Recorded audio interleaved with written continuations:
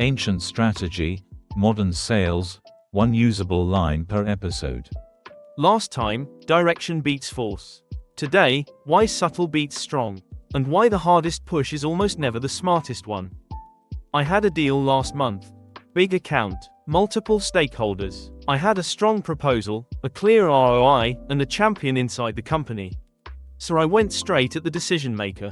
Full presentation, every data point, every proof case. And he shut it down in the first 10 minutes. Said they weren't ready, timeline wasn't right, budget was locked. By the end of this episode, you'll know why brute force selling fails, and how finding the gap changes everything. My old belief, strength wins. If you have the better product, the better price, the better case, just make it louder. Present harder, push through the resistance. And what did that get you? Walls. Every time I pushed harder, the resistance got thicker. More objections, more delays, more, let me think about it. I thought I wasn't being convincing enough. But the problem wasn't volume. It was direction. Direction. You were hitting the strongest point of the defense. The place where they were most prepared to say no. Every organization has walls, budget processes, risk committees, status quo bias. And you were running straight into them. Sun Tzu saw this 25 centuries ago. Bing Ji Xing, Bai Shi Er Ji Zhu, the form of the military. Avoid what is solid, strike what is empty. Avoid the solid, strike the empty. Think about what that means. Water doesn't force its way through rock. It finds the crack. It flows around, through, under. Fu Bing Xing Xiang Shui, the form of the military resembles water. Water avoids the high and rushes to the low.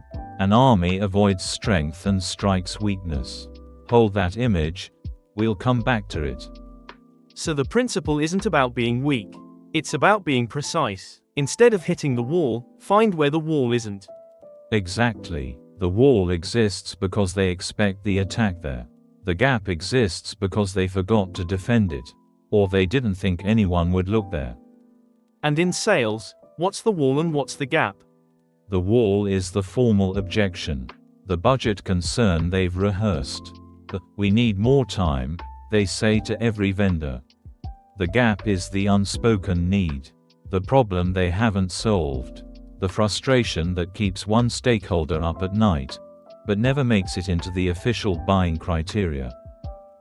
So the gap is something they actually want solved, but haven't articulated as a requirement. Or it's a stakeholder who hasn't been heard. A department that's been overlooked. A pain point that's real but not on the agenda. When you find that gap, you're not pushing. You're being pulled in. That's a completely different motion. Instead of forcing my way through the front door, I'm being invited through a side entrance that nobody else noticed. And once you're inside, the dynamics change entirely. Let's look at why force fails and subtlety succeeds. So what exactly happens when you hit the wall? 3 things, every time. First, you trigger prepared defenses. Every organization has objection scripts. They know how to say no to a direct pitch. The harder you push on price, the harder procurement pushes back. You're fighting on their ground, with their rules. Second, you unify their resistance. When you come in strong, everyone in the room has a reason to defend the status quo. Even people who might have supported you close ranks. A strong push creates a common enemy, and that enemy is you. And third, you burn energy on the wrong fight. Every hour spent battling a procurement wall is an hour not spent finding the person who actually needs what you offer. Force is expensive. It drains your time, your credibility, and your pipeline. That's why the hardest push often produces the weakest result. So the pattern is, I see resistance. I push harder, the resistance hardens. I push even harder. Eventually I either break through exhausted, or the deal dies. And you blame the prospect for being difficult. When I'm the one who chose the wrong point of attack. So how do you find the gap? That's what I need. 3 tools. Each one helps you see where the wall isn't. Tool 1. Map the stakeholders nobody's talking to. Every deal has visible players and invisible ones. The VP who attends every meeting, that's the wall. The operations manager who deals with the problem daily but wasn't invited to the evaluation, that's your gap. Find the person whose pain is real but whose voice hasn't been heard. Tool 2. Ask what's not on the agenda. After a discovery call, ask, what's the problem you're solving that nobody's formally tracking? Or, if budget weren't a factor, what would you fix first? These questions find the empty space, the unguarded need. That's where your proposal becomes irresistible, because you're solving something nobody else is even addressing. And the third. Reframe the entry point. If the front door is locked, don't keep knocking. Come in through a pilot, a small project, a single department, a proof of concept. Reduce the commitment they need to make. When the ask is small, the wall doesn't activate. You're inside before they realize they should have objected. Now, the one line for this episode. Let's hear it. Hit the gap, not the wall. Simple, memorable. When you feel that urge to push harder, pause. Where is the wall? Where is the gap? Sun Tzu's generals didn't win by having the biggest army. They won by attacking where the enemy was empty. Same principle, different battlefield. So the line is a redirect. A strategic redirect. Not don't sell, but sell where resistance is lowest. Not avoid the deal, but find the angle that opens it. 2 more tools to lock this in. Before your next meeting, ask yourself, where is this prospect most offended, and where are they most exposed? You're mapping the terrain before you engage. If you can name their strongest defense, you know where not to push. And if you can name their unspoken need, you know exactly where to enter.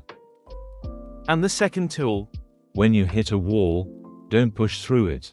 Instead say, it sounds like this area is well covered. Where are the gaps that still keep you up at night? You're asking them to reveal their own empty spaces. And when they do, you've just been invited to fill them. 3 tools. Hit the gap, not the wall. Map defense and exposure. And ask where the gaps are. All about precision over power. Let's lock them in. Here's my takeaway. Force triggers defense. The harder you push, the harder they resist. It's not about having the better argument. It's about finding the opening where no argument is needed. Keep going. Sun Tzu said avoid the solid, strike the empty. Water doesn't force through rock, it finds the crack. In sales, the wall is the rehearsed objection. The gap is the unspoken need, the overlooked stakeholder, the small entry point nobody's defending. The principle, 3 ways to find the gap. Map invisible stakeholders. Ask what's not on the agenda. Reframe the entry point. Drill zone. Come back here before your next pitch meeting. You're facing a big account. Strong procurement. 3 competitors. Your instinct says, go bigger. More features. More discounts. More pressure. What do you tell yourself? Hit the gap, not the wall. Again, like you've watched 100 deals die against defended walls.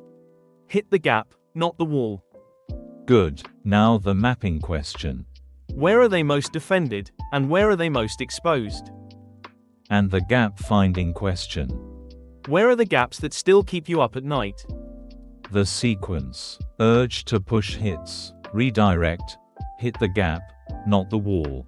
Map. Where are they defended? Where are they exposed? Enter. Ask where the gaps are. Don't fight the wall. Flow around it like water. Redirect. Map. Enter. This week's test. Pick one deal where you've been hitting resistance. Instead of pushing harder, map the stakeholders. Find the person whose pain isn't on the agenda. Approach from there. And if I can't find the gap? Then reduce the entry point. Propose a pilot, a small test. Make the commitment so small that the wall doesn't rise. Once you're in, Expand from the inside. Which tool should I try first? Whichever matches your deal. A. Hit the gap, not the wall. B. Where are they defended and where exposed? Or C. Where are the gaps that keep you up at night? Drop your pick in the comments. I read every one. What's next? Removing friction instead of adding pressure, and why the easiest way to move a deal forward is to take something away, not add something on. Same calm tone, one usable line. Ancient strategy, modern sales, one usable line per episode.